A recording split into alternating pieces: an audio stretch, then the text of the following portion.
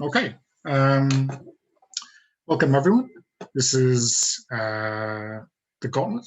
My name is Donna. My pronouns are he, him. And tonight we are playing 316, Carnage Amongst the Stars.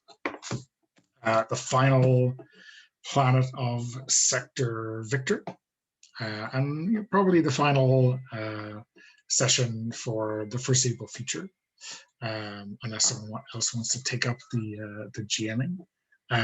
So let's get a quick intro from our players and their characters at the same time, and then let's hit our planet. I guess let's go in rank order, top to bottom. Hey, I am Jim Crocker. I use he, him pronouns myself generally. I play and run a whole lot of games on the Gauntlet, and elsewhere you can find me on Twitter at Jim Likes Games if you're interested in seeing what I'm saying about gaming stuff. I have been in this particular run since the first session playing. I am now playing Lieutenant Colonel BD, who started as Sergeant BD and has worked his way up through the ranks and pretty clearly, I think, has his eyes on the top spot at some point. I don't know that we'll ever get to actually see that happen, but it's been an interesting journey to get here. So looking forward to seeing how this rattles out today, our last planet for a while. Cool. Let's cut to Brian. Sorry, and BD is he, him as well. Gotcha. Brian, let's go with you by seniority. Yeah, I am Brian, he, him, and I am playing Major Terry Miter, also he, him, who was in that original game, a trooper underneath Sergeant BD.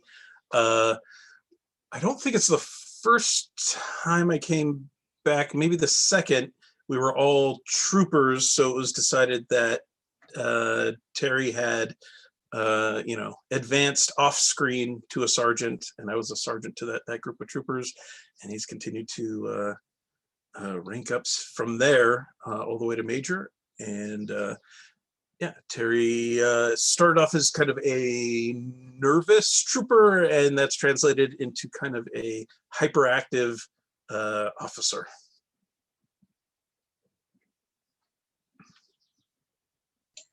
Cool, thanks, Brian. And Puckett, how about you?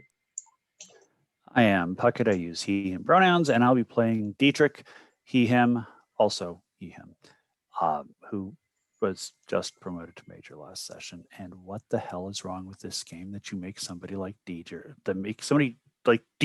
an officer? I mean, the guy is the epitome of, when the only tool you have is a hammer, everything seems like a nail. And everything, literally everything, looks like a nail. Although he has actually improved his people skills by admitting his vulnerabilities and not being able to read and not really knowing math and that sort of thing.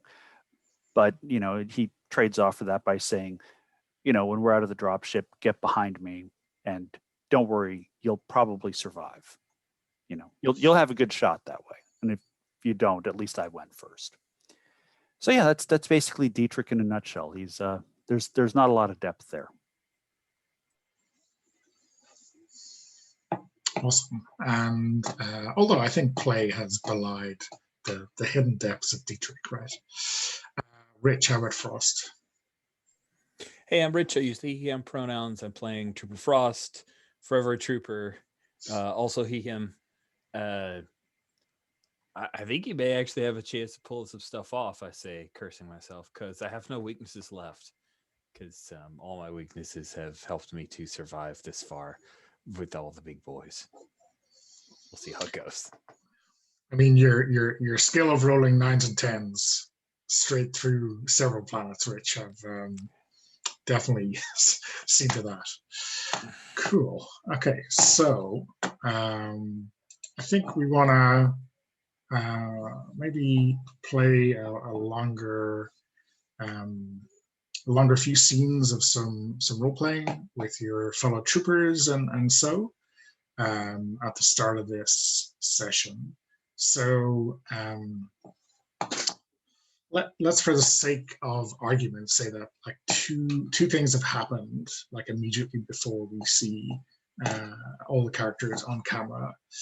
The first is you've cleared a new planet. The planet is Clarke, and not a cakewalk, but nothing serious. No huge losses or anything like that. I think you've been taking on these let's call it kind of land shark bullet style aliens who I think maybe there was a lot of grenading, right? Despite Major Miter's best efforts. And the second thing I think that has happened is that the Special Studies Group has really kind of hit a home run in terms of the kind of alien driven vaccine, for want of a better word, that she got out of that alien wasp queen and her eggs last week. So these aliens, I think we established, were kind of immune to the blue crystals, and you've been like utilizing them as like bioweapons to create some kind of antidote or whatever against the blue crystals. So I think you've got like a first good result in the field test with that, and the Special Studies Group are pretty happy with themselves. So I think it is kind of party central aboard the carrier tonight. Frost, there's you and Oreo, I think, have some of this underway already. There's a couple of troopers who are helping you out and kind of trying to hitch a free ride in whatever you've got planned. Let's call them Ariel and Mutt. So what is it that Frost and Oreo have planned? I mean, if it's a victory party, I imagine Frost and Oreo who were setting up their little, you don't have to go to the regular company store black market. So they probably got that along with their hooch set up. I think maybe Ariel or Mutt considers themselves a disc jockey, whatever a disc is. And so we're just gonna throw down and have a big party. Yeah, cool. So is this like a kind of company party, or does it go wider than that, or are you renowned the party givers that will draw in a lot of people from the brigade, or is this a keep it quiet? If everybody else is in a good mood, then we're not going to worry too much about keeping it quiet, although we do have a limited amount of supplies, so we make that aware. The more people you tell, the less that you personally get to enjoy the toilet hooch. So you make the decision based on your desires. So yeah, I think it's probably, I guess it's gonna start up in the late evening and keep going. I mean, ship time is funny because it's not like there's sunrise or anything, but there's a certain clock that the brigade observes, but I think you're probably going to be going well into the night. You're going to be those AM times are going to come calling way too fast. Mm-hmm. Always do. Yeah.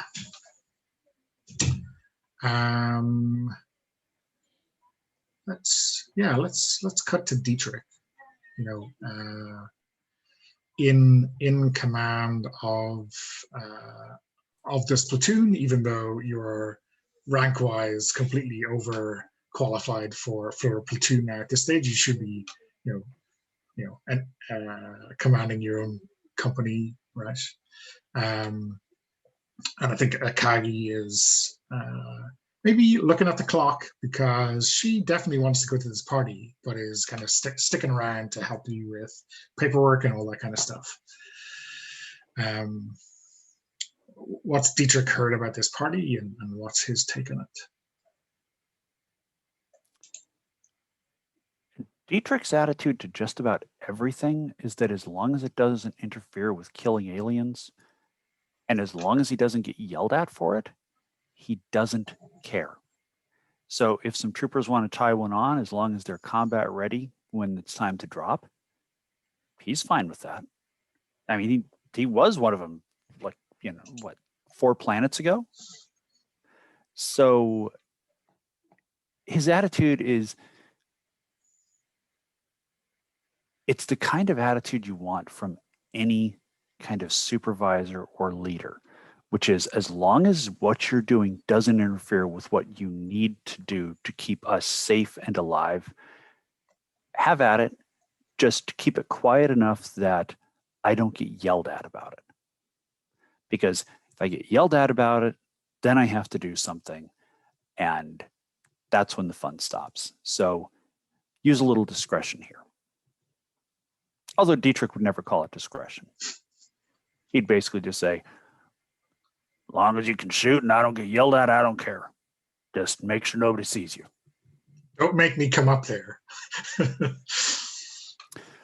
Because if I do, I'm going to wind up having to, I'm going to have to confiscate.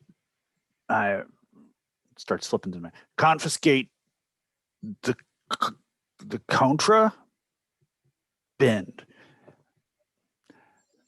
I will have to confiscate something. My understanding is that means I'm going to have to take your alcohol. Make sure it's properly disposed of, which means I'm going to have to drink it myself.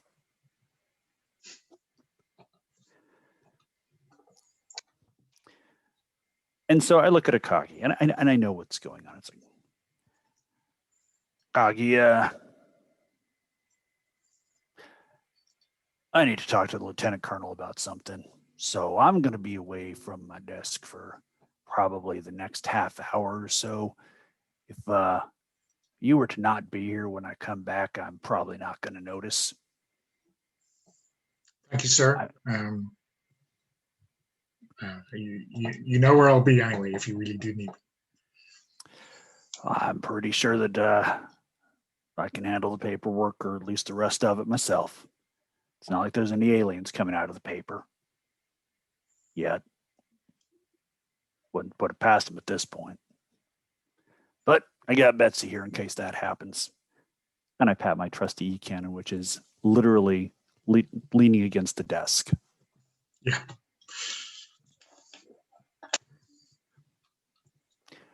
And then I will get up and go look for BD. Okay. Do you want to do that scene now, or will I circuit around to Miter, and then we can catch up with the Perry? Sure, let's loop around. Okay, cool. So what's Terry up to, Brian? So Terry is, I think he's trying and failing to put together a rewrite on the manual for the proper use of orbital bombardments. I think he's finding, like, when he rewrote, the section on the usage of grenades, there's just a lot of stuff in there that was just wrong, clearly written by people who hadn't actually had experience in the field.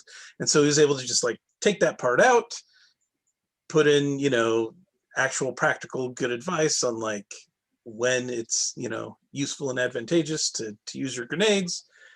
And it all made sense. The orbital bombardment section, like, as written, you're basically both always required to use it because it's the only way to ensure the death of all aliens, and you're also never authorized to use it. And so it's essentially written so the people above can just pass down whatever, they can point to the regulations and pass down whatever judgment they serves their purposes at the time, and then try to actually write practical advice for it. All the contingencies are so complicated that he's just, like, kind of tying himself in knots, and wondering if it's even really possible to actually, write something, useful, and if he did, that anyone would have any interest in actually making it official in any way. So he's Yeah, but you know, Terry needs something to keep himself occupied. So Yeah, so I think maybe there's a like a junior lieutenant or something working with you. I think essentially he's your aide de camp, I guess. His name is Arkley, and he says, "Sir, I think you've hit something there, right? I mean, working as designed, right? Pray you never have to use it because you know, command will, you know, ream you rather than admit that you might have been right."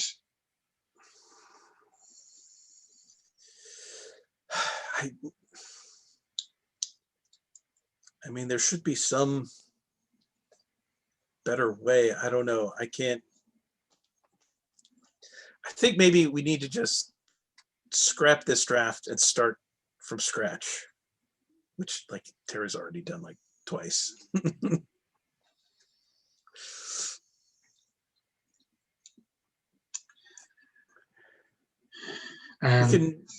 We can put it on the back burner, and maybe we just need some time away from it. And I mean, grenades was kind of easier because everyone has grenades, right?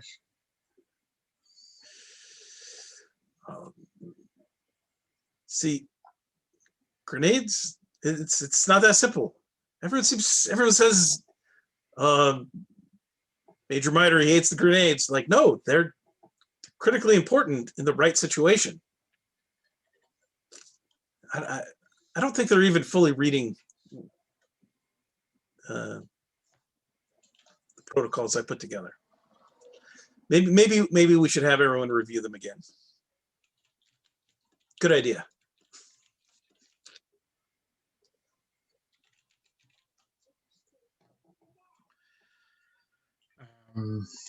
Yeah, I don't know.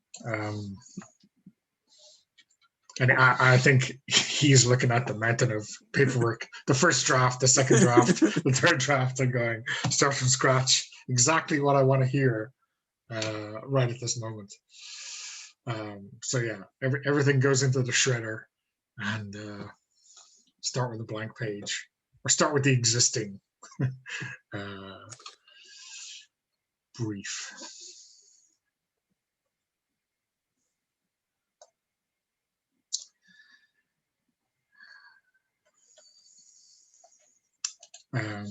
Yeah, and I think, yeah, I mean, he seems to have his head screwed on about this kind of stuff, but he can't even imagine ever using an orbital bombardment. So, you know, he might be exactly the wrong kind of person to write this either, or to at least give you a draft either. So, yeah, fun.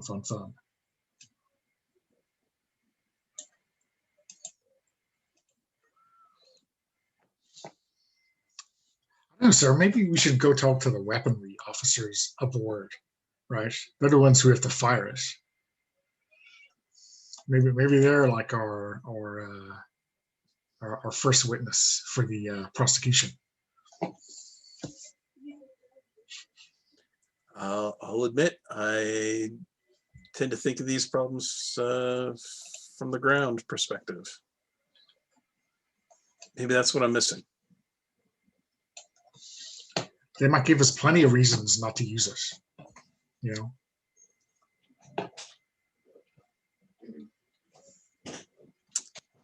Open up a new file on, and we'll start some interviews. We'll go, sir. Okay, and Jim, what's BD up to when Dietrich arrives on the scene? When Dietrich arrives at the scene, BD is going over, you know, all the data that we have on the testing we're doing on this, on our anti-mind control agent here, and you know, like basically, you know, kind of going through and like carefully tweaking the seriousness of various reactions to it and stuff like that, so that all of his test results fall within the parameters for something that they'll deploy and stuff like this. So I'm, basically I'm like, I'm in the lab and I've got I'm tapping away on a computer as, just like, chewing on the end of a pencil or something like that as he comes in, a stylus. Like it's dangling from my mouth like a cancer stick. I'm not actually smoking because you can't smoke in the lab. So.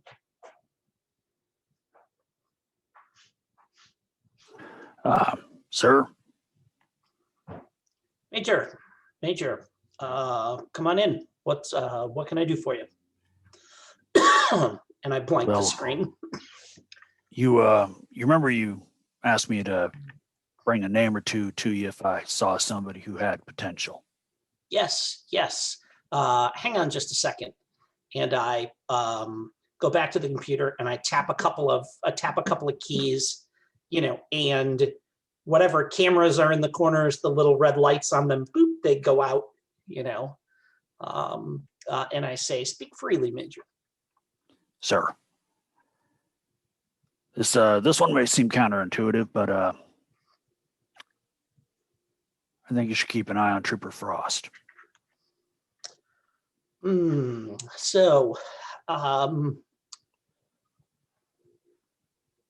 Interesting. What are the qualities that you see in him? I think Maximal output from minimum effort. Interesting. Certainly the fact that he's managed to stay alive this long is a recommendation in and of itself. That combination of lack of bureaucratic ambition with strong personal ambition is the kind of thing I think that we're looking for, yes. Permission to speak absolutely freely, sir? Go ahead.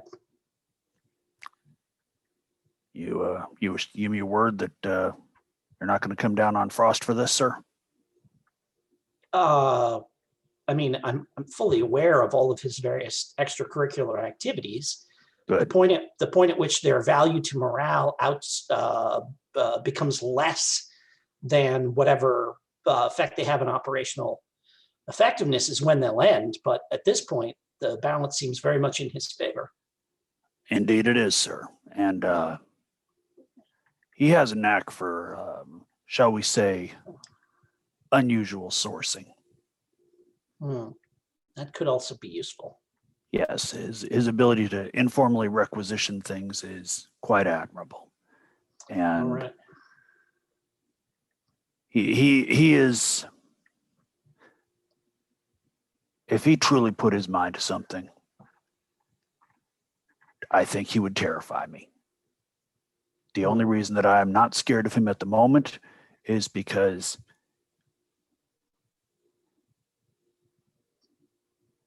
currently his laziness outweighs his ambitions. Well, Major, see to it that he always has exactly enough rope to hang himself. Copy that, sir. And Major, before you go, so this is a new thing for you, I say, and I hold up one of those skull pips. Or actually, if you're in your whatever, in your, like I hold up one of those skull pips, and I say, Dietrich, from what I know about you, your inclination may be not to use these. I'm going to encourage you to do so. That shield that you and Major Miter have been using, sir? It is. It's extremely effective. It uses most of your suit's juice. So when you get one shot at it, and then it's burnt. But if you need it, going in, use it. If not to protect yourself, because I understand that's not your principal concern. Your principal concern is killing bugs. Understand that this will allow you to wade in and get up close and personal if you need to, as well as let you step between some of the troopers that are under your command and whatever it is that's trying to tear them apart. A human shield. Got it. If that will help you see your way clear to using it, then whatever works for you. Copy that, sir. All right. Well, just make sure that Frost understands that you've put in a good word for him with me and that you're keeping me off of his back. Copy that, sir. All right. I understand he is hosting a function at the moment. I may pop by and have a word with him. I'm aware of it. You can tell him, feel free to tell him that you came by to visit me just to make sure I was busy for the rest of the evening. Copy that. And I think for the first time, you may actually see Dietrich crack something approaching a smile when he isn't knee-deep in bug guts. Yeah, sure. I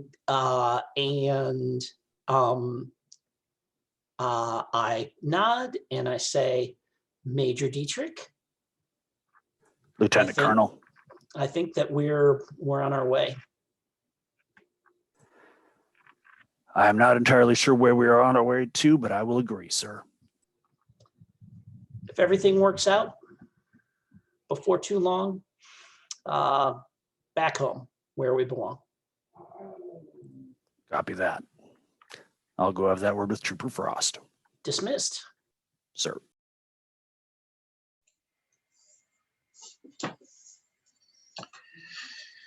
Well, Trooper Frost, time to get your party on, I think. Indeed. So is this like a house party, or is this like a little bit more organized, stamp to get in, get your cup for your refills, all that kind of stuff? The more organization, the more people can get in trouble. So probably a lot like a house party. I think we find Trooper Frost somehow has managed to find, or perhaps fab, some glasses. You've seen those those glasses where they just have the plastic lines like shades on a window. Yeah. And he's drinking out of his helmet. So it's good. It's a good time. Yeah, I think it's probably not the case that there are very many couches aboard the fleet carrier, but Oreo has found a couch and is sprawled on it, drinking some of the rot guttest tequila in the known universe. She is so resourceful. Indeed. Amazing. How do you requisition a couch, Oreo? Well, it's pretty simple. When Colonel Hammond got promoted there, like last month, he moved up into new digs up on E deck, and he got rid of the couch that was there because he preferred his old one. So don't ask me how that old couch found its way here, but it did. Bit of a minor miracle. You never cease to amaze me, Oreo. This is a fine bit of battlefield reconnaissance brought home. I'm a fan. Yeah, and may have to write you up for commendation. Can we write up commendations? Can we write up anything? We can write up anything we want. Just I don't turn it in. So we could try, right? We could try to let's write recommendations to get ourselves one of those radio station postings, right? This couch in a place like that. Can't hurt. I am a fan of that idea. Okay. And then he'll pull out like his little pad that he normally writes down upcoming ideas, and he'll start. Oh, We should use pretty easy words because I'm going to send it up through Dietrich. yeah, well, like I got some letterhead from the old colonel. Nice. So, hey, we maybe we get a Kagi to like put it on the official typewriter, and maybe that, you know, maybe they don't look at the signature because we can't like sign it for an officer, but maybe they'll just look at it. I Look don't official. know. Maybe Oreo, hear me out. Hear me out. This could be the hooch talking, but I say we just try it through official channels before we start to fabricate signatures. There's nothing in the manual that says we can't do this. So yeah. I'll write you up. You write me up. Sorry, Frost. Have you read the manual? I mean, I haven't written read Miter's version. I read the one that they gave me after they shaved my head way back in the day. Wow, I'm impressed. I cracked that get open through once to boot? block a door. How did you get through boot if you haven't read? Oh, my drill instructor made us quote stuff like chapter and verse. You must have had somebody easy. Is that how it is over on the girls' side? He laughs, kind of punches her. No, our drill sergeant just kicked us up and down the obstacle course, put us in live fire exercises hour after hour, and said if you can handle that. All PT all the time. Gotcha. Obviously, Yeah, I went to the Dietrich School of Soldiering, and you went to the Miter School of Soldiering. I went to the Hide and Survive School of Soldiering. Oreo. It's not official, but it works so far. Okay. So, Puckett, do you think Dietrich is going to hunt down Frost, or is he gonna let this one slide till tomorrow? Why put off till tomorrow, which you can kick ass today? Mm-hmm. So I'll just I'm going to pound on the door with an authoritative sounding thud. You know, the like the closed fist, butt of the hand cop knock. Cop knock. The RA knock. Well, Yeah. the MP knock, right? Yeah, the bam, bam, bam, not the rap, rap, rap. Oh, that looks bad. Who's on lookout? Oreo? Ariel, because Mutt is on the turntable. Oh, frack me. Ariel's blind as a bat. All right. Oh, I got it. Everybody be cool. I'm carrying my sloshing helmet to the door. Open it up. Yeah. Oh, Frost. hey, Dietrich. A word. Thirsty? Do you want me to step out or you want to come in? Some good tunes playing. Yeah, it's probably better I not have official knowledge of this. So yeah, it's true. You can step into the hallway. You give me that. I can lie about it later, whatever that's called. Yeah, I know there's a word for it. Culpable deniability, sir. Okay. Yes, that's it. Deniability. Oh, take this. I hand her my helmet, and then I come out, close the door right behind me, lean against the door jam. What's up, sir? Dietrich. Good catch, Frost. Thank you. I try to respect you the way you want to be respected, Dietrich. And I appreciate that. So I just came from a word with BD, the lieutenant colonel. Mm-hmm. And he seems to think that there's some research of some kind he needs to be doing, and as a result of what I told him. So you should be clear for the remainder of the evening. You should not have any kind of issues with superior officers shutting you down or causing you problems.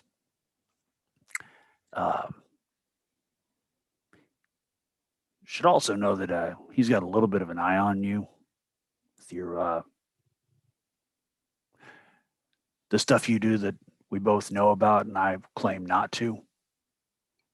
Right. Okay. Okay. Thank you But for the heads up. I'll. I assured him that you were an upright trooper. There was nothing amiss, and well, he should be looking at you for promotion.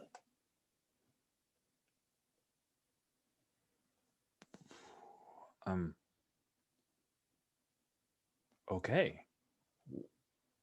What did he say? Well, you know how the lieutenant colonel is. He took it under advisement. Right. Not sure as my word goes for much, but Frost, I am sincerely impressed with your ability to achieve maximum results with minimal effort. If everyone else were as effective as you are while being as lazy as you are, we would be an unstoppable force that would just plow through every planet without even stopping. We wouldn't even slow down. I respect that about you. You have an ambition to do nothing, and I think that ambition could be put to a higher purpose. I'll take it. That sounds unflattering, but I do very not mean it accurate. in that way. I sincerely respect your ability to do as much as you have done while staying under the radar and not getting caught. That says a hell of a lot. That's true. I will say that I've spent significantly more effort off the battlefield getting things done than I have on the battlefield. Luckily, I serve alongside you, Dietrich, and I know we're going to come out on top. There is value in that, Frost. Being able to requisition things through unorthodox and unofficial channels, being able to source things through unusual paths. You have a skill. It should be deployed not just for the entertainment and recreation and morale of the soldiers that we serve with, but in the greater service of this here army. Or Navy, or whatever the hell we're calling it this week. This here fighting force. How about that? Sounds good, sir. Dietrich. Hey, I was gonna write up Oreo for a commendation and kind of pass it your way. She doesn't think that such a thing even happens, but it does, right? I mean, Miter hasn't written that out, has he? You're asking whether commendations occur when I'm a goddamn major? Well, I mean, this would be a non-battlefield related commendation based off of Oreo's excellent character.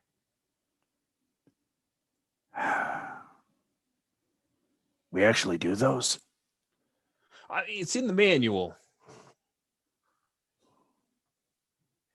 I'll tell you what. You show me where in the 8, manual. subsection 12. Sure. Yeah, I got it. No problem. It's back at my bunk, which is not that way at all. Well, just bring it to your office. I'll tell you what. I feel like that's something that can wait until, say, tomorrow. I wouldn't want to interrupt your rest. Very considerate, Dietrich. I appreciate it. Yeah. Bring it by. I'll take a look at it. And if we actually do commendations based on character, I will consider issuing a commendation based on character. I didn't think that we actually considered such things around here. I thought we just focused on kill counts and, dying facing the enemy. I mean, we do. But this manual says that we got other stuff for fully formed, like a wholesome, upstanding citizen civilian mix. And I just start laughing out loud in your face. It's like you're seriously holding non-functions and telling me about wholesome character. And I just clap you on the shoulder and laugh because the audacity of this, the chutzpah, I respect it. Awesome. I'm into it. Just Make sure you bring a wet rag by tomorrow so we can clean all the bullshit off my boots that you just threw on them. And I'll take a look at it. Yes, sir. Yes, Dietrich, you bet. Carry on. And I will walk off. Yeah, head back into the party. I think that the coterie of party staff, as it were, are like, I don't know, ready to, you know, jump out of an airlock to avoid the MPs or anything short of that. So a few people in the corner have started to tidy up already, you know, but they get the all clear and it's like party back on, and you know the bulkheads shake with the cheer as the music starts up again.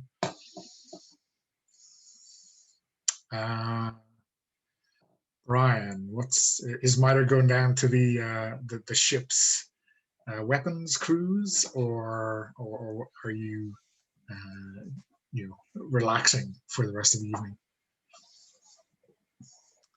I don't know that Terry spends much time relaxing. If Terry's not pursuing an interest like that, Terry is just trying to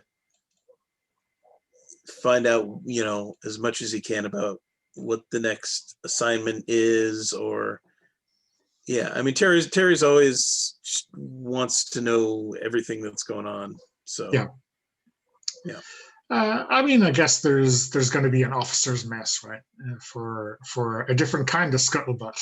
You know, scuttlebutt sounds very down to earth, so maybe it's the wrong word. But you know, the rumor mill is active in all parts of the fleet. So you know, head up to the officer's mess and see what's going on up there.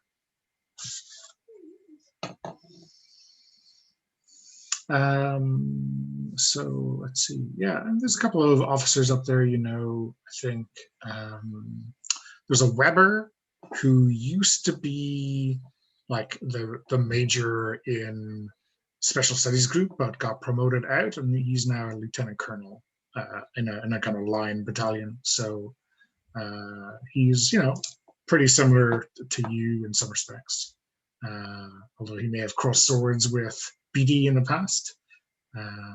But yeah, I mean, he kind of knows what's going on.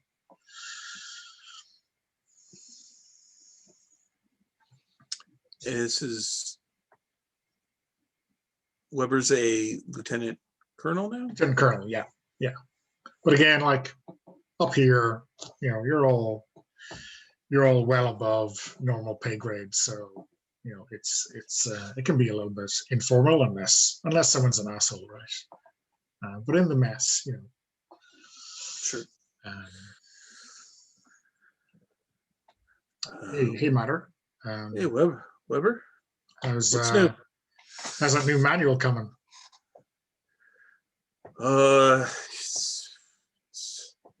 You know, it's complicated.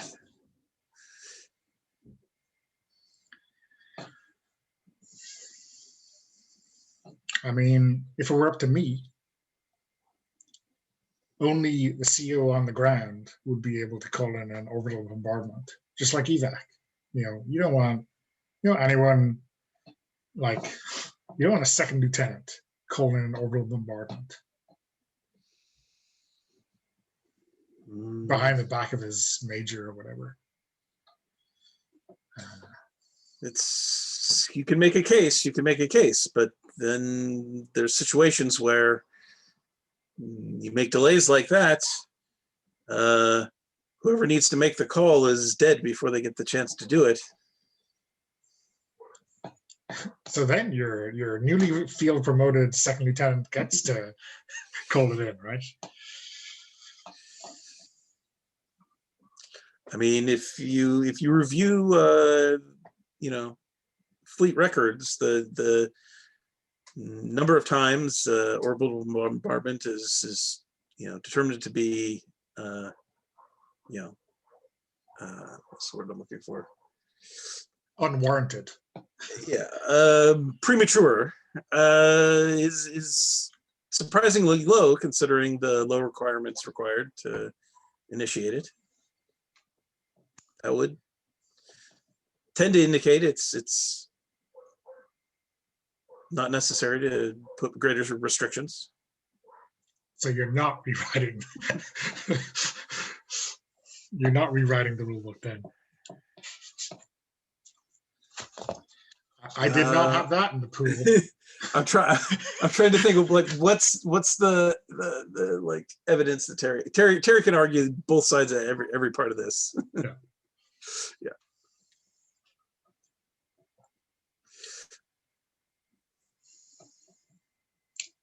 I mean, I think the fear that you're going to be up in front of a court martial might be enough. I think, you know, the colonels and maybe the brigadier just want to look the officer in the eye and see if they can hold their gaze, right? And I've never had to do it, so I don't know.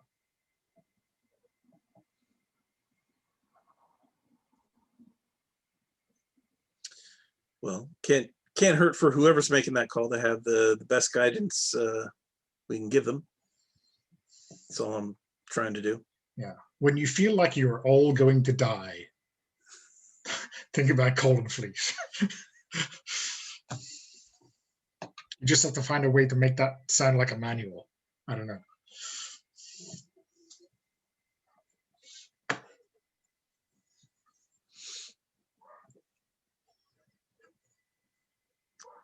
Well, gives me something to do. Because you don't have enough? I've noticed my underlings, if I don't occupy myself, they come up with things to keep me occupied, or else I tend to wear everyone out a little early. We got to make sure we save some for the battlefield.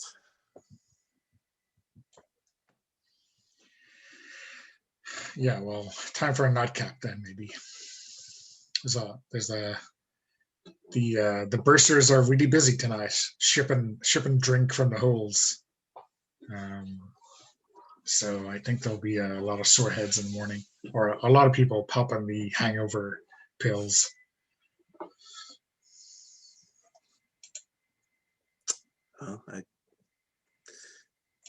They disagree with my stomach, but I guess that's what they're there for. Sure. And I don't know what kind of rarefied drink we imagine the upper echelon officers' mess is drinking. Sherry, maybe. Space sherry. I mean, probably it's probably like gin, right? I mean, like we have like gin and tonics and stuff like that, but it's like actual gin, not like made in a latrine, you know, like, you know, not like fermented inside someone's helmet. It is actual gin that got made on a space station somewhere or something like that, probably. Yeah, definitely. The spirit of colonization. Never a truer word spoken. I chose that on purpose. That's Okay, so Jim, BD turning in for the night, or what's?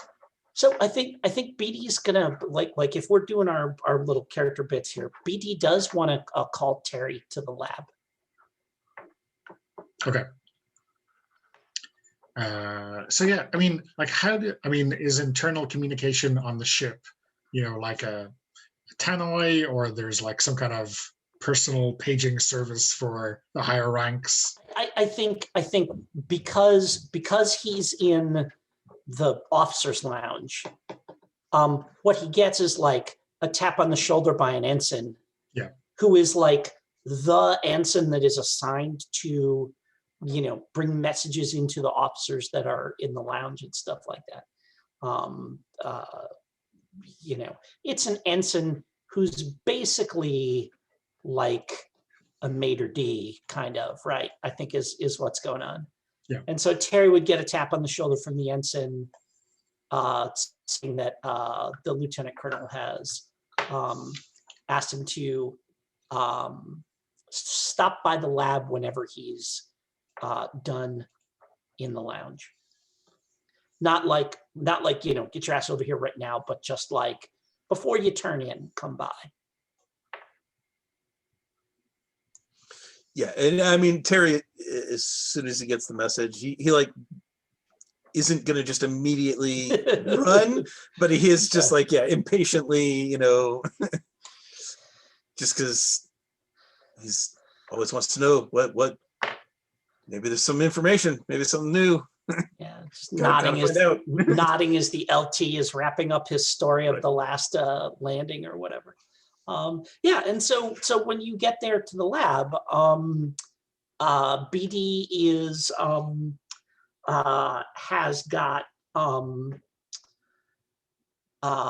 he says, Terry, come in.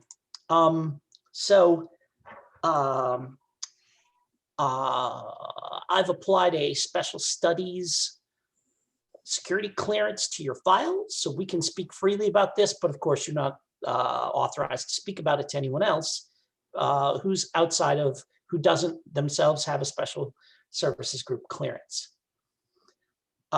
So I've been working on this, and I run some video of like the human testing we've been doing on the, the anti-alien agent.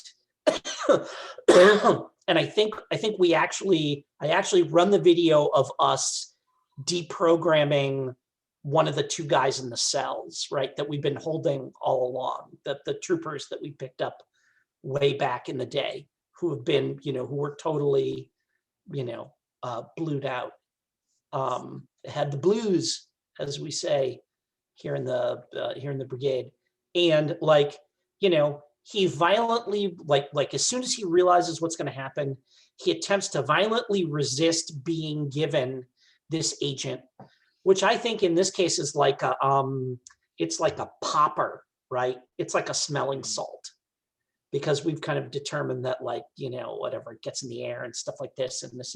And so you like crack it under somebody's nose, and this blue smoke, whatever, red smoke, right? It's red. And it's like a bright red thing. Maybe it glows a little bit. You pop it under their nose. They're, you can kind of see it. And like, their cheeks get super red, and their eyes, the blue that was shot through their eyes, gets fought by this kind of red that encroaches. And, he thrashes, screams, demands that we let him go. He threatens to, like he says he'll kill himself, then he says he'll kill all of us, but eventually it wins over and he just passes out. And I say, so we now have a means of combating this indoctrination, this biological indoctrination, this intrusion that this blue crystal is responsible for. But this is a situation we haven't encountered before. So do you know what that means?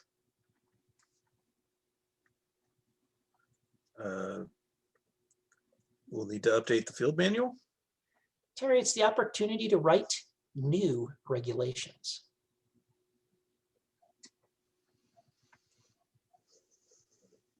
From scratch, and get them right the first time. And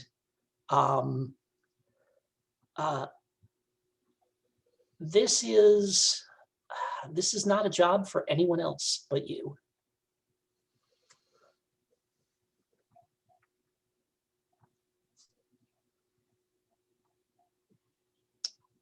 So Okay. Technically, I'm supposed to hand this off to the technicians. But if you were to come to me with a proposal for new regulations, I could bypass that process. And like I said, we could do it right the first time.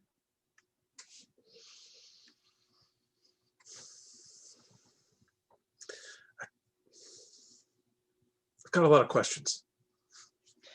And I have answers. It's going to be an all-nighter, but I think it'll be worth it.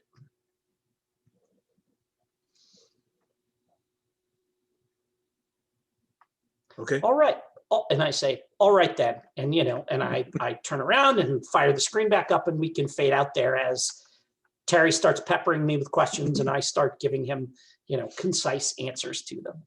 And we start working on writing those new regulations for how these things are going to get used. Okay, cool. We just hit the hour. So if people want to take a 5-minute break, and then we can come back and jump straight in, if that works for people. Sounds good. Okay, so we're back. Yeah, so I think, let me just set the scene a little bit, and then we can talk about setup before our dominance check for the encounter. I think Rich Frost is probably the first person to see this in action. Right? So, and it is almost like move for move, like when Dietrich arrived at the door earlier, right? There is this really heavy-handed knock on the bulkhead door into your party zone. And I think this time around, Ariel kind of knows what to do, right? So he opens the door to, talk someone off, and he just explodes, right? So like someone just put an E-cannon straight against his chest and pulled the trigger.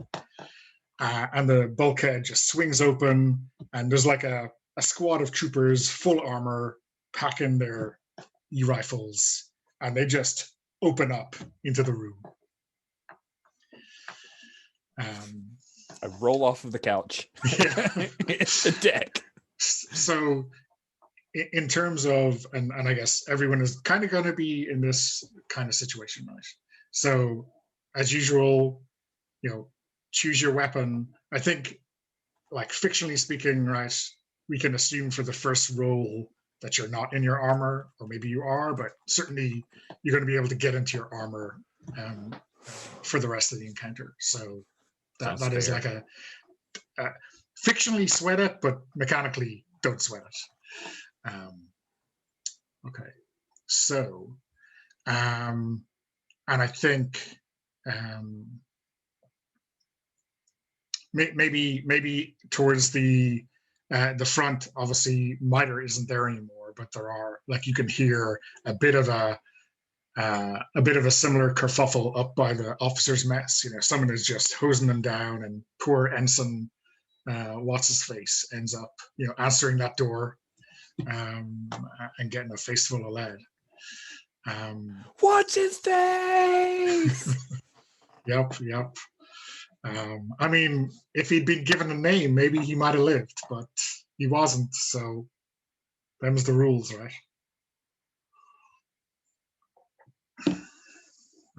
Yeah. Okay, so yeah, everyone, like, decide what your weapon of choice is going to be, like what you pick up when the shit hits the fan. And obviously, it can be anything you want. It's not like you just happen to have your favorite weapon underneath the couch or whatever. We'd watch this old movie, and I had my E-rifle. We were like blowing smoke into each other's mouth down the rifle, so I got my energy rifle. Oh, shotgunning those. Yeah. Oh, that's fantastic. It's old school. Jim, you probably have the biggest choice to make for your weapon of choice. I mean, I basically walk around the ship with my sidearm on. Yeah. I am never unarmed. So, I mean, I think that's, like there's I think we've already established that there's like emergency weapons and stuff in the, like ready to go. But I mean, I have a holster all the time. I'm never not armed, especially when I'm in the lab. Yeah, you never know. That's the really dangerous place. Shit can get out. So yeah, that's. So always start with that sidearm, I think. Cool. And Puckett, I guess we've already established that Dietrich has been keeping Betsy as his sidearm, no matter how strange that looks up against his desk. Betsy is a sidearm. She's my, in Dietrich's world, Betsy is as vital to him as a leg or an arm. She may well be his not too bright beating heart. Yeah. I was going to go with lifetime partner, but yes, absolutely, that too. Cool. Dietrich is, there's a commitment there. And Miter? I guess I will be using my sidearm because I don't think Miter is just walking around with his e-cannon all the time. Yeah, I think we're probably both in the lab when this happens, pulling our all-nighter, probably, right? Yeah, I think I just started like upgrading my sidearm, like at the end of the last.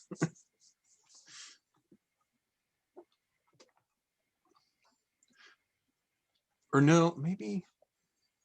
I think I did upgrade it, but then I took that away because I noticed that like drop pods are destroyed when you use an orbital bombardment, and I vaguely think maybe I did use my drop pods on that mission where we did that. So I went ahead and I'm not sure, so I'm just gonna assume that I requisitioned replacement drop pods with that. That is actually what happened. Not that anyone needed to know that. Well, you may need those drop pods to get off the ship if these guys. I have all over. these weapon upgrades for weapons that I never use anyway. Yeah, so yeah. it's like, okay, I'll just I'll use that just to make sure we're playing fair.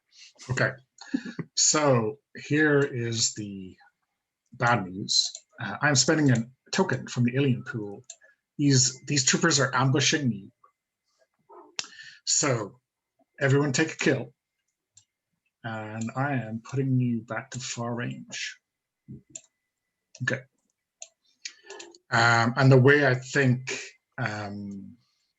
we're explaining this is that while that initial hit is like way up close and personal, they don't seem like that is the hit that they're interested in giving, right? And they are then just bottling you up, and they're getting to the bits of the ship that they care about, right?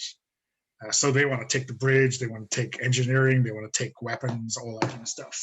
So they have, in their minds at least, bottled you up in these kill zones, and they're just gonna leave you do the hard work to get at them. Okay, so second round of combat. What's everyone doing? Trying to kill him right back. Armoring up and then killing, if I can do both. Yeah, that works.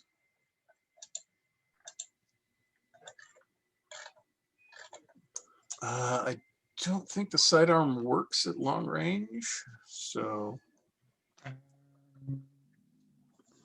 I'm going to switch weapons. Okay. Let me just check. No, it's completely ineffective at long range. Yeah. So I am stowing my sidearm and spinning into the weapons locker and pulling out a rocket pod. Yeah. So Terry, are you switching weapons?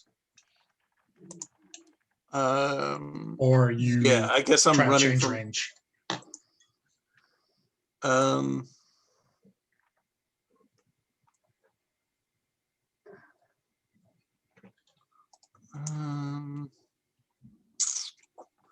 No, I guess I'll switch. I'll start with switching weapons.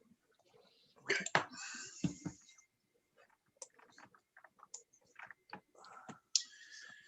So, good roll. So, yeah, the alien's got a 7, which is not higher than BD or Dietrich or Frost. Only Miter. So let's start at the top with Dietrich.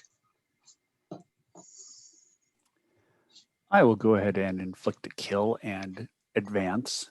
Just pulling that trigger, sending blasts of energy downrange. I mean, they may be far now. They will not be for long. This is my ship.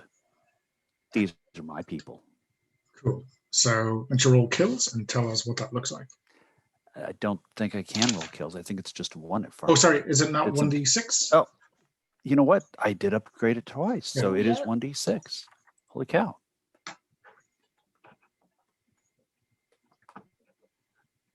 And it's exactly what I thought. Yeah, 1. So 1 kill on the board, but I'm at near range. Yeah. So So what does that look like? You take out one of these troopers and, get in close. atomized. The hallway has a new paint job.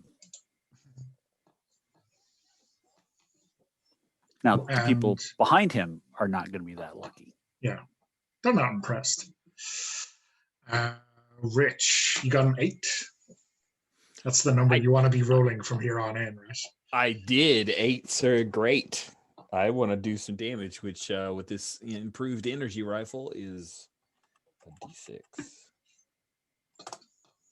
3. So like this is I guess a horribly cinematic moment, right? As you jump behind the couch and come up with the E rifle, right? Yeah. Dang, this couch is getting slagged though. All good things come to an end.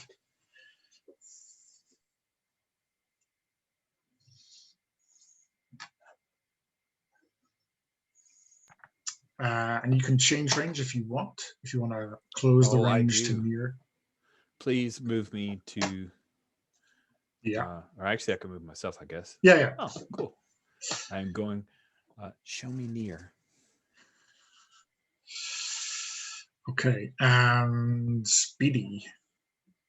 I think you've already described what you're doing. Grabbing a gun out of the case. I say, Terry, keep them off our backs, and I, run and spin and grab the, rocket pod comes out. I'm flicking the safeties off. I am, bringing up the HUD and everything, ready to fire it off next time.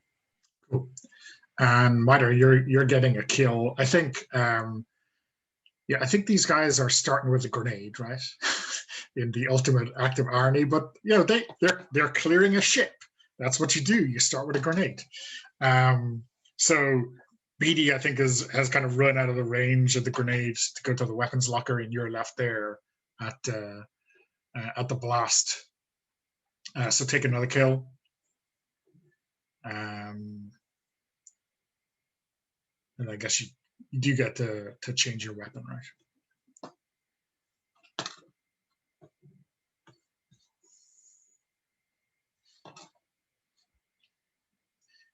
Presumably changing to the E-cannon. Yeah. Yep. Okay. So I think there's they're troopers. They know what that sounds like. An E-cannon warming up is not something for the faint of heart. So they are sorry, Rich. I'm just gonna remember to remove the token you killed. I think they are gonna team up and maybe start shooting now. Everyone else's plan, I presume, is to open fire with great prejudice. Yeah. Okay. Yup. So let's roll.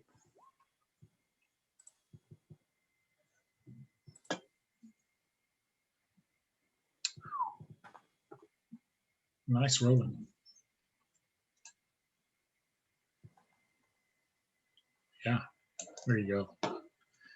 That's going to be enough. So let's start with BD. Have any of you seen the movie Fury, the tank movie with Brad Pitt? So Yeah. good. like BD, zeroes in and he yells to Terry, "On the way," as the rocket takes off out of the rocket pad. And I think BD is actually like, I know that they are, and they're like way back there, like buttoned down shooting at us. So I've actually programmed the rocket to like shoot halfway towards them, then like take a right, a left, and then another left, so that it, like comes in from behind and blows them up. Cause like, we can do cool stuff like that since whatever, it's all narrative, right?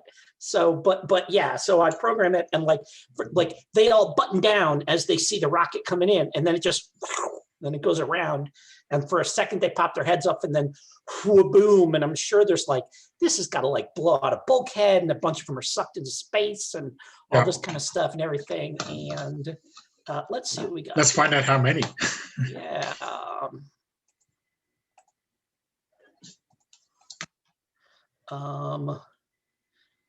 This is, I'm going to use bang for this. 74 is how many. So yeah, that's, yeah, I mean, and I think I almost certainly, like I said, blew a hole in the side of the ship and stuff like that. There's vacuum alarms going off and stuff. Yeah, and I think there's like maybe a cascading failure, right, to explain how many, like obviously a good portion of them are going to take out by the blast, but there's a whole section, and maybe some kind of safety jettison feature has been enabled, right? And now the section you're in gets cordoned off by those emergency bulkheads. So cool. That's why they call them blast doors. Yeah. Brian with a 7.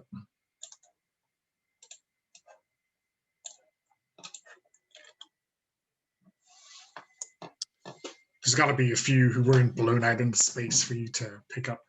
Yeah. This is E-cannon in dialed in sniper mode.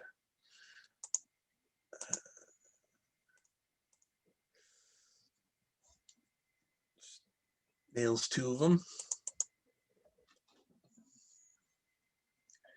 So yeah, I think like two guys are kind of dusting themselves off and wondering what the hell just happened when that blue dot appears on their armor and then just suddenly expands to full power, right? Cool. And Rich to clear the encounter. 6 more. Boo, yeah.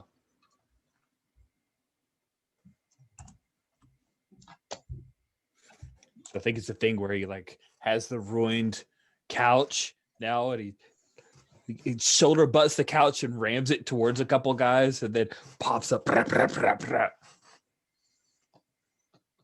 Killed my couch. That's the war cry that's going to be painted on his armor next time. You killed my couch. Okay, awesome. And Dietrich, I guess by the time you have advanced, there's some mopping up to do, but nothing to actually kill. What are you doing when you kind of clear the dust clears?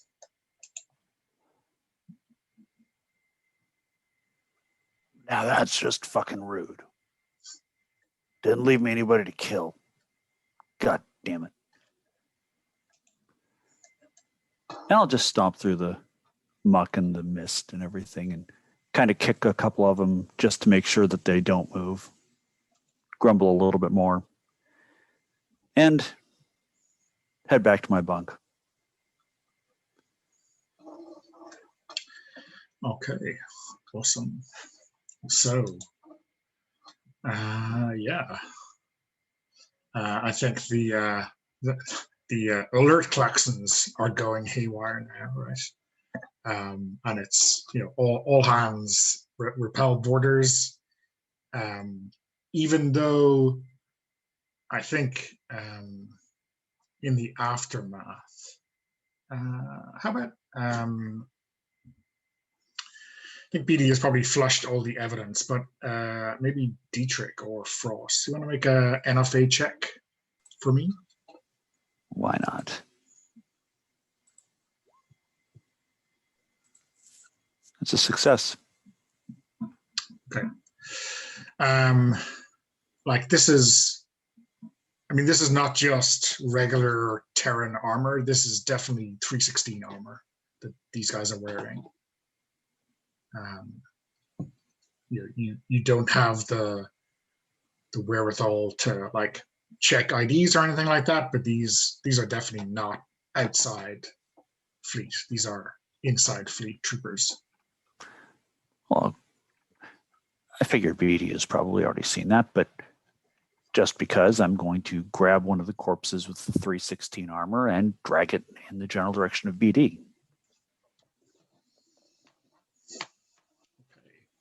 So, Sir.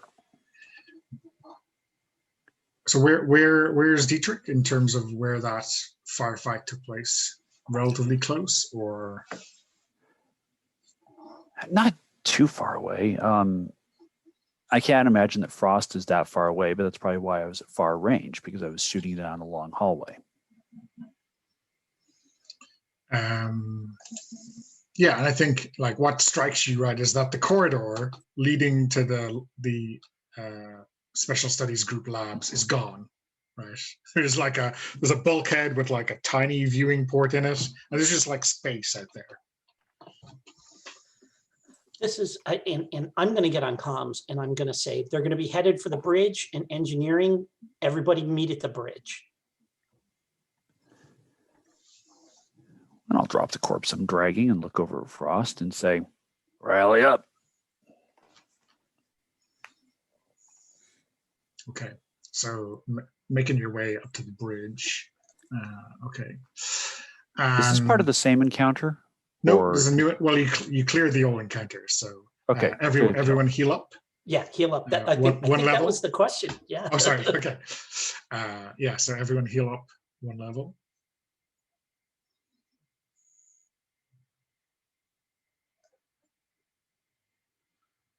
And yeah, let me prepare for a new encounter.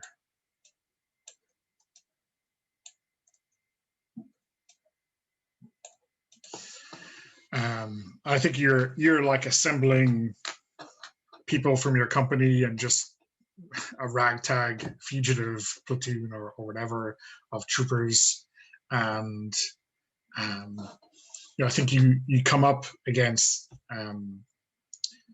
like a sentry maybe towards the bridge, just challenges you, right?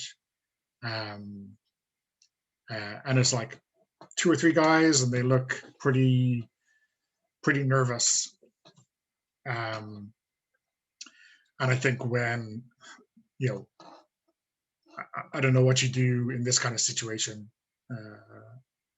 BD. I flip my helmet up and I say, I'm Lieutenant Colonel, here to go to the bridge. And I basically I just bark orders at them. Yeah. To get them into just compliance mode. Okay. To try and just hopefully I bark orders at them in such a way that they're like essentially, kind of basic training kicks in and they let us by. They have they look at each other and they just step aside, and then 3 guys behind them with rocket pods just open up on y'all. Yeah. Okay. All right. So there's a token for an ambush. Everyone take a kill. I'm gonna activate. Yeah, I think me too. As soon as the second we see those rocket pods come up, it's like ding. So yeah, I will do the same. Okay. Yeah. Yeah. I guess it's for the encounter, right? That's. Yep. So you don't take that. Okay, so yeah, and they're putting you out at far range. Again, it's the same thing. Like they are hitting you and they're falling back to hold choke points, and they are between you and the bridge, right? Mhm. Okay, so yeah, so fighting. They're gonna kill you all. At least that's the plan. Anyone doing anything different?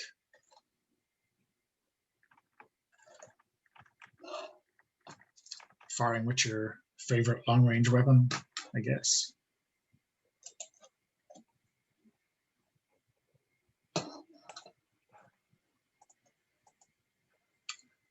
Okay, so that will hurt. They got a 10, which is a success. So everyone, apart from our people with major pins, obviously, who have activated them, everyone take a kill. Yeah, I'm taking that on the armor.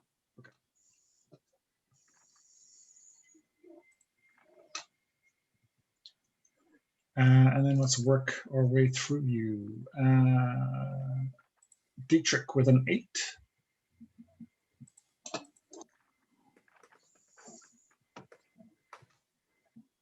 Another one.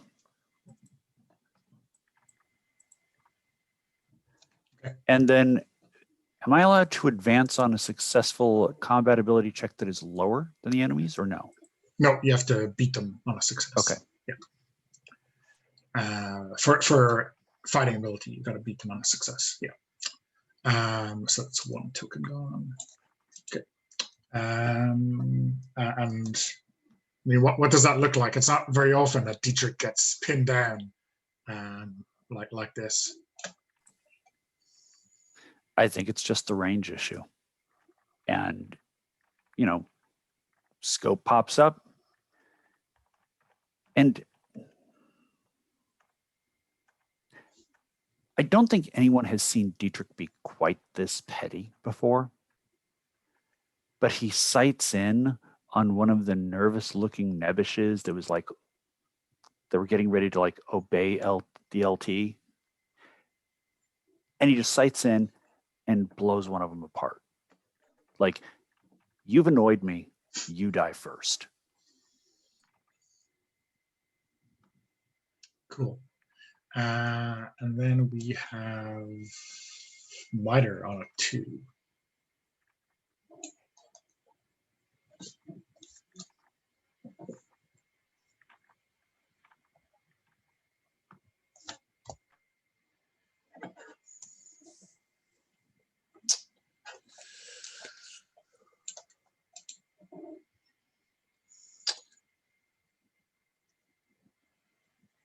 Yeah. I mean, he doesn't even have to adjust his E-cannon. It was already set to long range mode, so he's able to just quickly fire off 4 shots.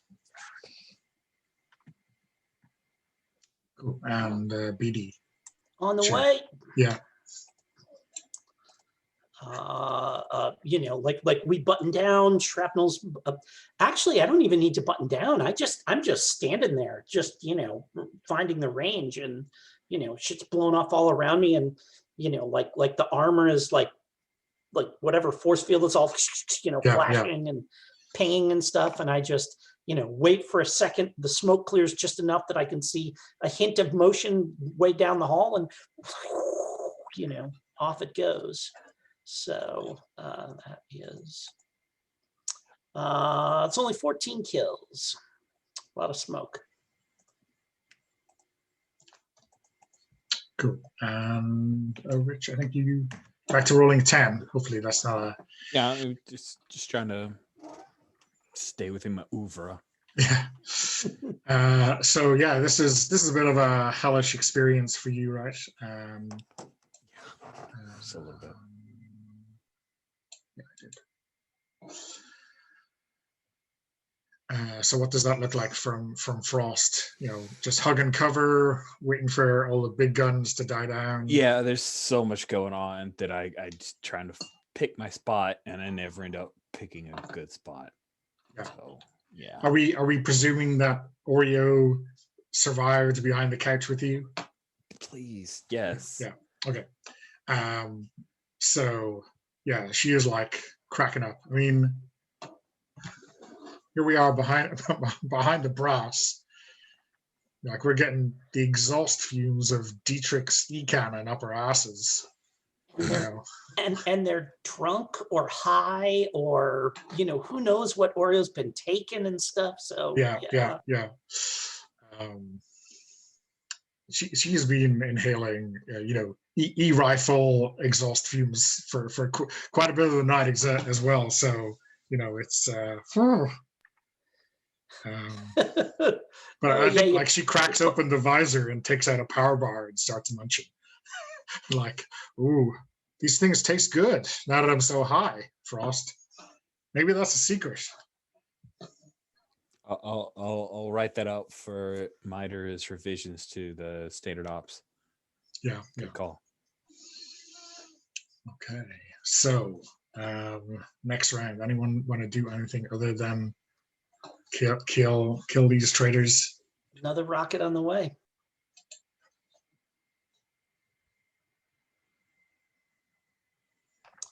I'm gonna get a shot of combat drugs here. Okay. I don't like that 10. There we go. All right.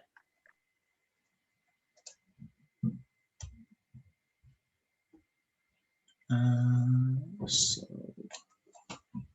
we're waiting on Dietrich. Are we? Unless you We pulled the aren't. trigger I before. rolled before you did. Okay. Yeah. Got a 9 Always to first on your the trigger. 8. How is that a surprise to anyone? So you get your 9 goes first. Rolling 1d6 again. Another 1. Wow.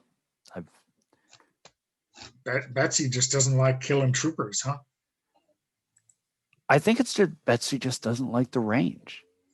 Betsy likes to be up close and personal, or at least near, because at least that way she can blow kisses. But this way, you know, this far away, it just looks kind of like she's waving. So she's not fond of it. I'm not fond of it. So what this looks like is Dietrich once again being petty, sighting in on that other soldier who is basically holding the lieutenant colonel back and just pink mist. They feel and moving forward. They feel loved. They shouldn't feel loved. They should feel hated. Oh, yeah. Those are. I mean, the lieutenant colonel told BD or told Dietrich to watch out for Talon. These are not the people the lieutenant colonel told him to watch out for. But you know, should have been watching him anyway. Can't trust these little. So, yeah.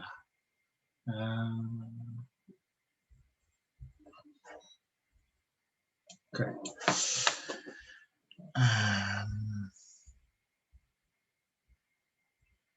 Sorry, who's next? Oh, I'm next. I tied with Miter. So yeah, aliens kill everyone. So yeah, I think they're just pouring in the fire. I think they brought up some e-cannons or some heavy machine guns of their own and just like pouring it into the. I mean, mostly suppressive fire, but you know, there's so many packed into this corridor that it's hitting something.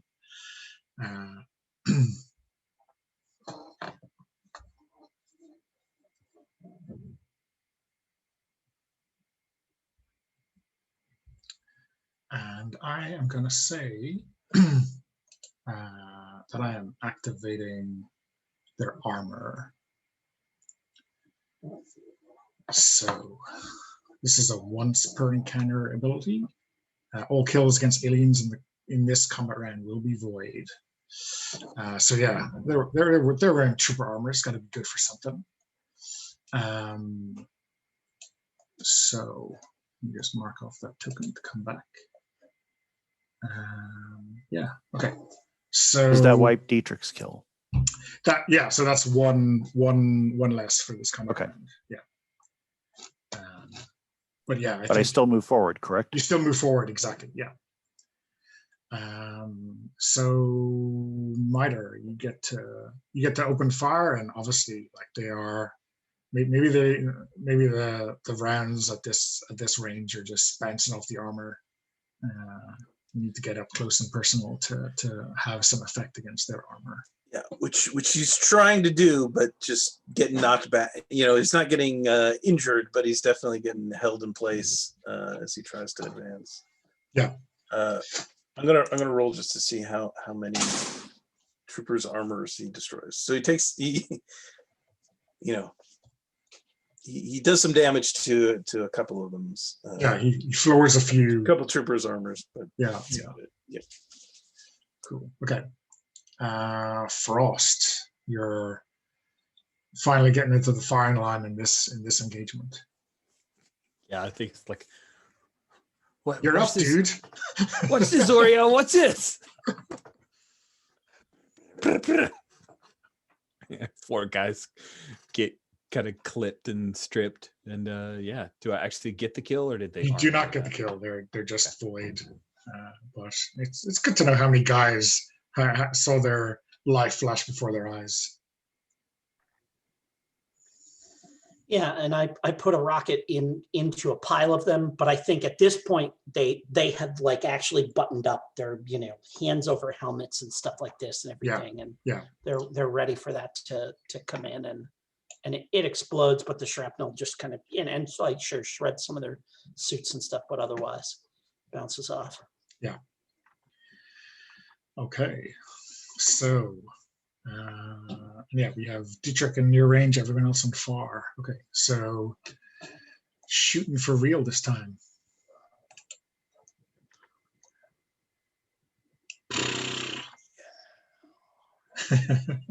Yeah, I think we've found the range on them at this point.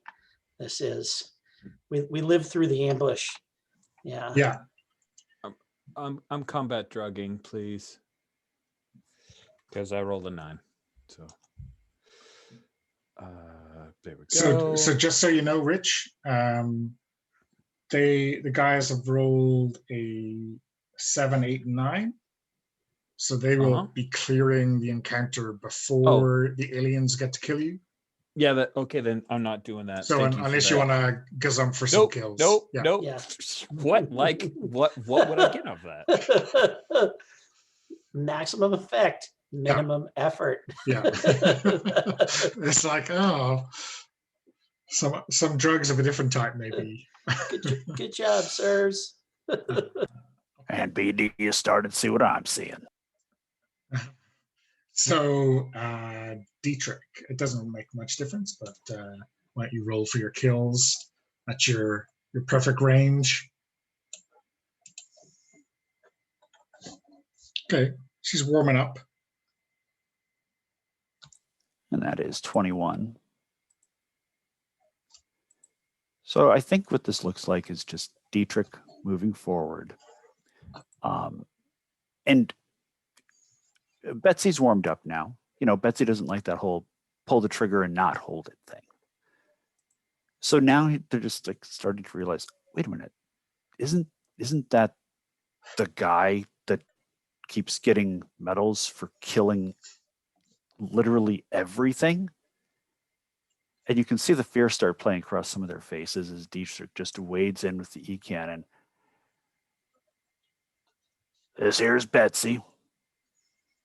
I'm sure she's pleased to make your acquaintance, and that you are as equally displeased. And then it's just pink mist in the hallway. There's probably some secondary explosions from ammo going off in their weapons, maybe a little bit of shrapnel, but they're toast.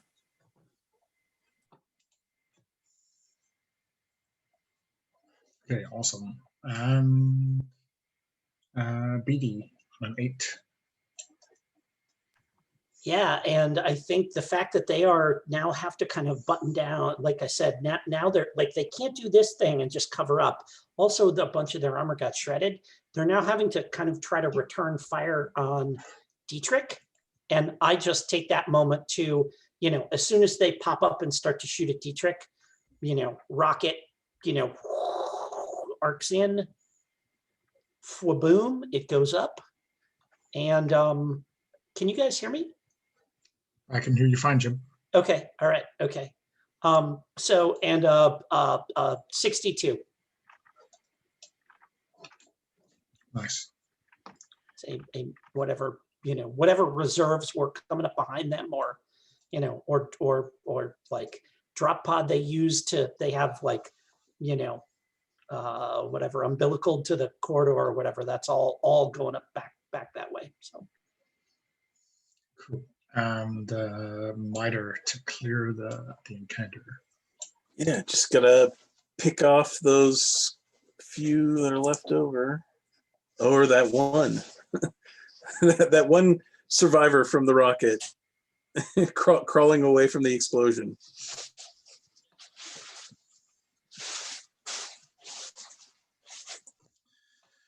Yeah, okay. So I think that is that that encounter done and dusted. So heal up. And yeah, I think like now you are in control of the bridge, right? I think you maybe this time, right, when you meet some sentries who appear to be guarding the bridge, there's a bit more of a stay frosty going on. oh, any other sentries we meet between here and the bridge are just getting capped. So that could be anyone, right? So Yeah, unless they immediately are like, yes sir, like if they hesitate for even a moment, Dietrich's gonna hose them down. okay, so because when you say immediately capped, that means you're shooting them on sight. Yes, right? so yes, yeah, basically, yeah. Okay, because I'm getting two very different signals from that. You're saying Oh, if they don't sorry, if they don't immediately defer, they'll get capped. Okay. So yeah, I think there's like definitely the possibility of fratricide here, right? Where Yeah, but these guys see you and they recognize and they lower their weapons. yeah. And kind of take on a completely different posture. And they kind of wave you forward. So yeah, I think you probably recognize a couple of these guys. These are like basically bridge security MPs, right? So they would have been hovering around whenever you're up here. And I'm basically drafting them into our squad. Like you're not guarding the bridge anymore. You're now with us. Well, sir, we're guarding the Brigadier. Right. Wait, where is so as a player, where's the Brigadier right now?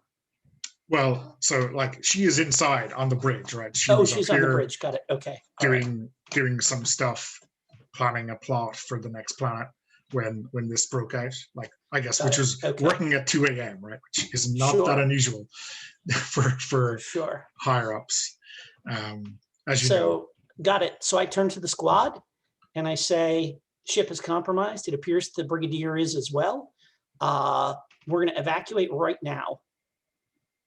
And I call in an orbital bombardment on the ship. Okay, that seems like a leap, but if you want to assassinate the Brigadier, that is definitely the way to go. Yeah. Sorry. No, I like the Brigadier is the Brigadier. She can handle herself. She should be able to get off before, this is, clearly, if she's not been compromised.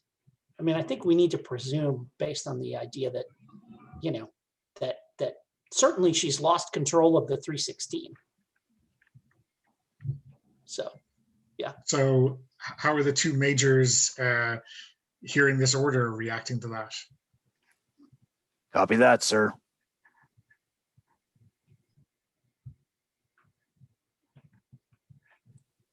It's literally that simple.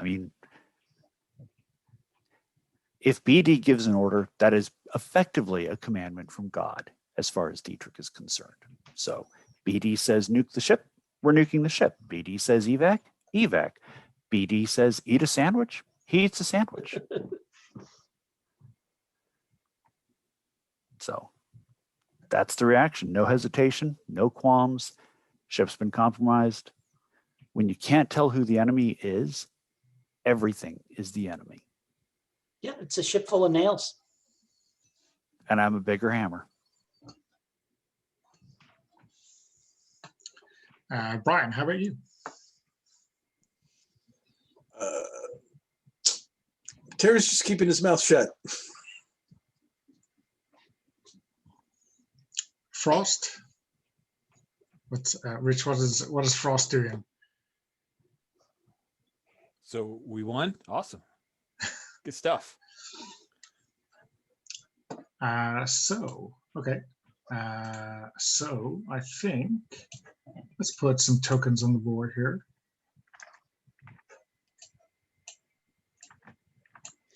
So here's my question. Yeah. Why do we put tokens on the board? Can I just call it in and it happens? Yeah. So that's We part of all an take- encounter. So Oh, okay. yeah, you're Okay. starting combat. Jim. Okay. Yeah. Okay. I was just, so like, I've not tried to do anything like this outside of an encounter. Sure. Yeah. So I'm curious about that. Yeah. So your reading of that is that you have to be in an encounter to actually do this. I mean, it says you make an NFA roll on your turn. Got it. Okay, You only, cool. Yeah. you only yeah. have turns in combat. So. Yeah, Yeah. sure. That So- makes sense. Yeah. Like the Brigadier is going to fight back, right? Sure. Okay. Yeah. Yeah. I guess because like we got to actually get to our evacuation pods and stuff like this and everything. Yeah. Have it go. So yeah. Reminder: everybody heals from last time. Yes, everyone heals.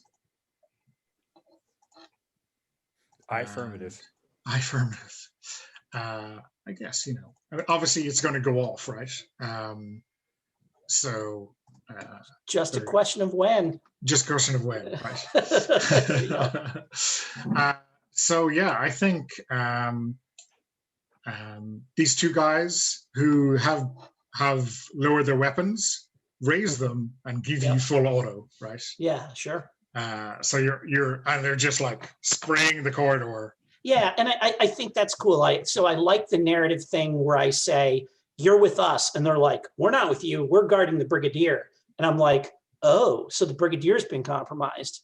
So, you're refusing this order, and then that's when it goes off, and Yeah. nobody has any idea who's compromised or not, or Yeah, I mean, whatever. yeah, like, that's Now it's Lieutenant Colonel Beatty is actually the head of the mutiny, right? yes, yeah, I guess that's true. Sure, yeah. Okay, so everyone takes a kill. They are going to put you out to far. Oh, you did the I'm ambush. I'm gonna hit thing, my right? kinetic armor. Okay, cool.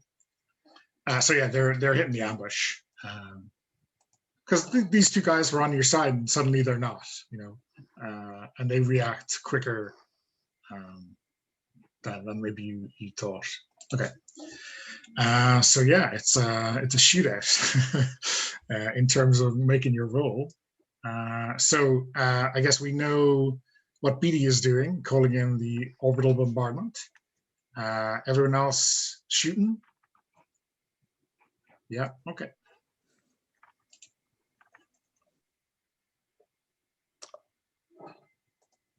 And that looks tipped, but that is bizarre.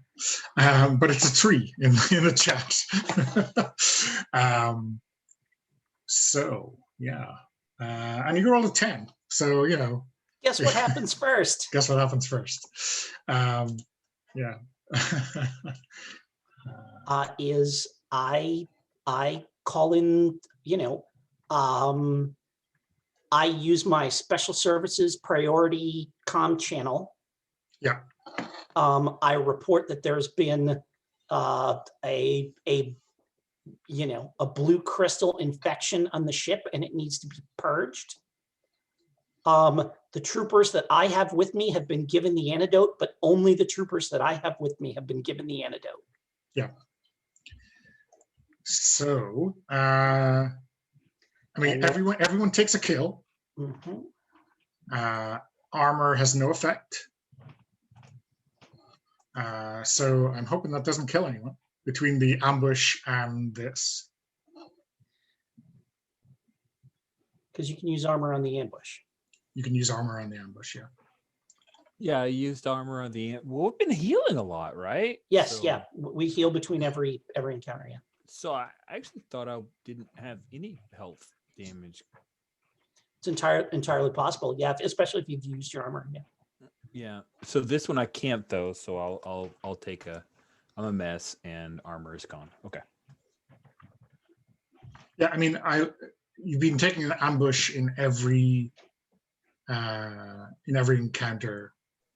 Yeah, but they've been so quick that was like the only damage I was taking. Yeah. So if it's the only damage you've taken, And I heal between each of them. Yeah. I just want to make sure I'm not worse off, or that I should. I If mean, I need to be worse off. I'll mark I it. think it seems likely that you've probably taken another one, but that would put you down to crippled, maybe. But yeah, I mean, if keeping track could be important, but Okay, I will try harder. I no, thought I no, was on it.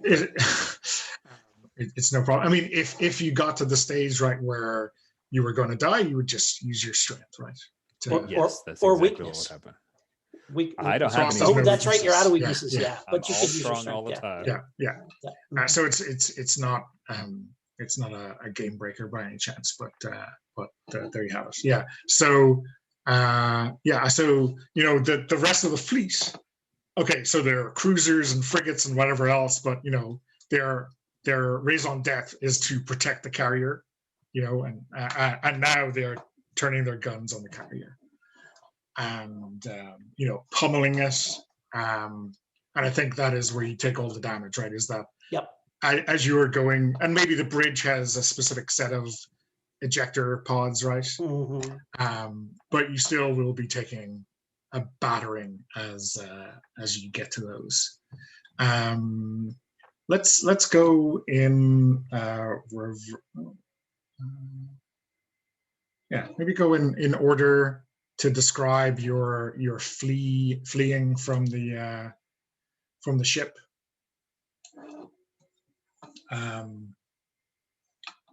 There's a bunch of very high rolls, but it's Dietrich. What does evacuating the Atlas look like? I make sure Kagi's with us, and I proceed to walk backward, laying down suppression fire and cover fire for our evac. Just E-cannon blasts down the hall, persistent, consistent. They're not in the same place every time, so they can't kind of time it and guess. So it's basically just keeping them off us. I mean, there's probably some pink mist in there at some point, but who can count now?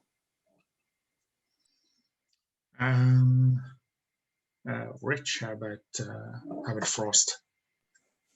Yeah, I think it's a harried escape. Maybe it's one of those where there's an argument over who's gonna open a set of blast doors and go through the airlock, and a whole lot of not you go first, but definitely like go. Wait, what about this? And maybe we end up leaving behind Ariel or something. So Ariel has to pop a door and gets capped. And Miter. I wonder if Miter is, because we've done this before, like shutting off our RFIDs, like whatever, like since this is all other troopers, like making sure we disappear off the whatever tracks all our movements so that we can slip out without running into everyone else. And Jim, why don't you last man off the ship, BD? Yeah. Let me see. There's something I want to look at here. So first thing I'm going to do is I'm going to make a roll here.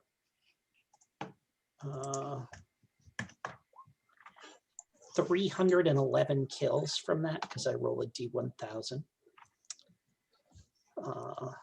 So there's that.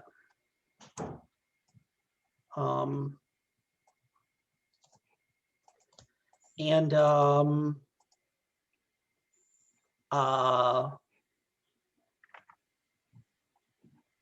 activate my private comm line,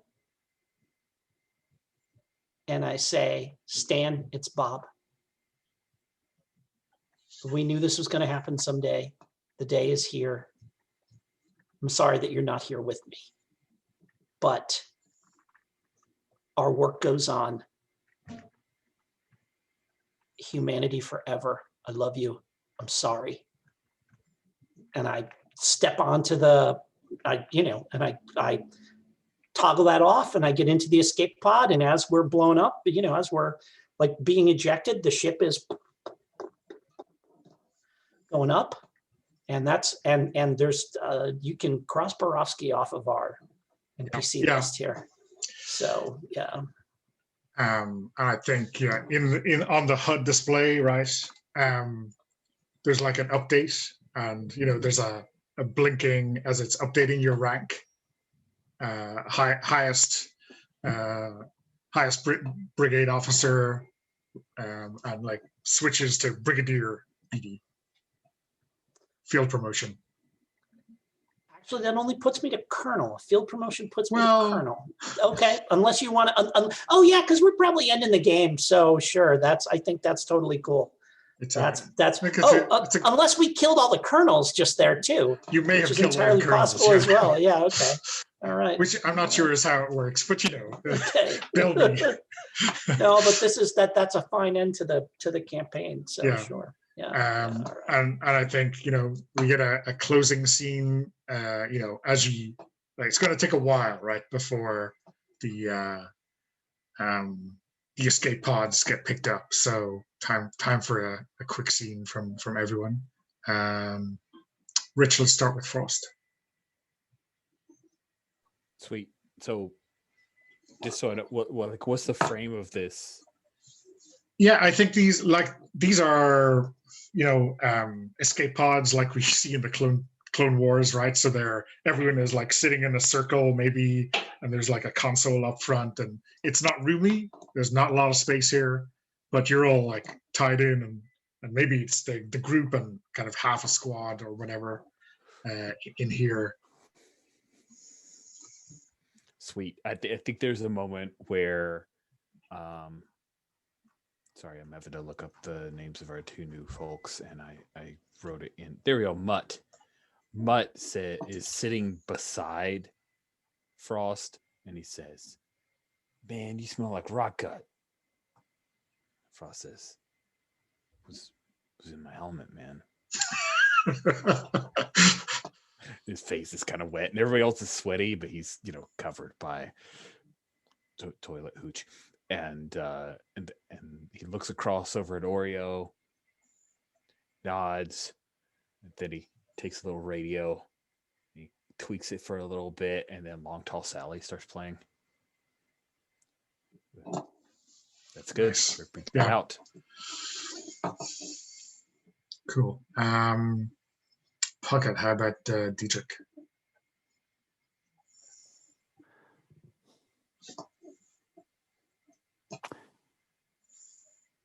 I'm just uncharacteristically quiet, staring around the evac pod at everybody, because I know there were some people that we would have wanted to bring us who probably didn't make it out. I mean, Oreo's here, right? Yeah, I think so. Oh yeah. Ariel got killed, right? Yeah, Ariel got killed in that first encounter. Yeah. And Akagi's here, but there's just there ain't many of us. And there's other escape pods, right, that your platoon would have gotten into, but you have no idea who. Yeah. Apart from the people you see in this circle, right, you've no surety that anyone is left alive. Well, and then even when we get to another ship, most of them are probably going to be quarantined if they're lucky, and if they're not lucky, they could be shot on sight. I mean, we have the good fortune of being in here with the new Brigadier General, which I will just note for the record is not reflected in Jim's screen name at the moment. How very unbuttoned down is that? Right? Wrong rank? What has he Seriously? done with the real BD? So for once, I mean, it's not like I ever like stomp around hooting and hollering and crowing about things, but I'm uncharacteristically quiet.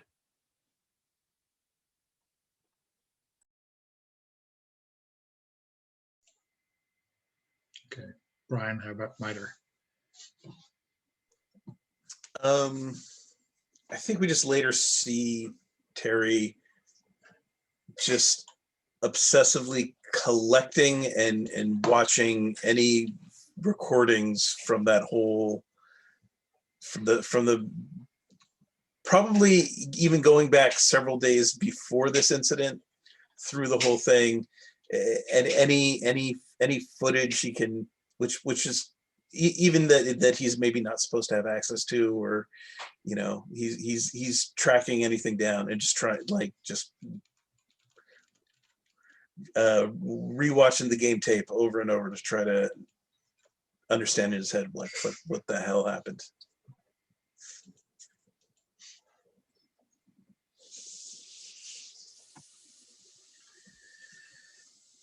And Jim, how about BD? I guess if there's anything inside, or when they crack open the escape pod on board some cruiser. I have like a pack that has those red poppers, and I give it to I pop them for everyone in the pod, and I say, this will protect you from the mutagenic agent that suborned our troopers.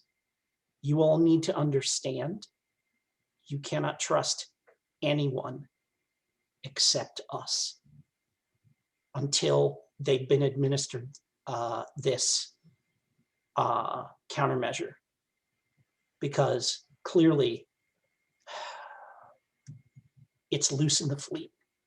And if it's loose in the fleet, that means it's going to spread rapidly throughout the galaxy. And if we're going to keep it from reaching Terra, then we're going to need to act quickly and decisively. And if it has reached Terra, we're going to have to make some very difficult decisions. But the good news is that we have a chance. Us. We can end this threat forever and secure Terra's place in the universe. But only if we stick together on this.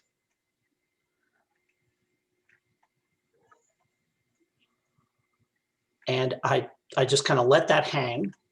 And I think this is the thing where, like, the camera pans out to the, to the wreckage of the ship and stuff like this.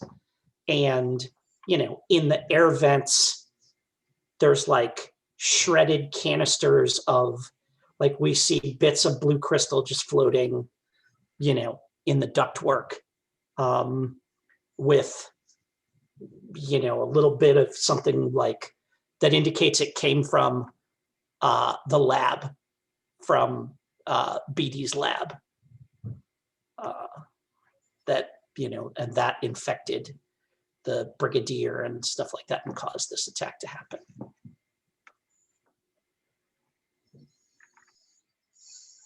Okay, well, I think that's a wrap. Anyone else want to add on anything before we close up? That in my time zone, it is now 3:16. Well, perfect. So In the call. At the call.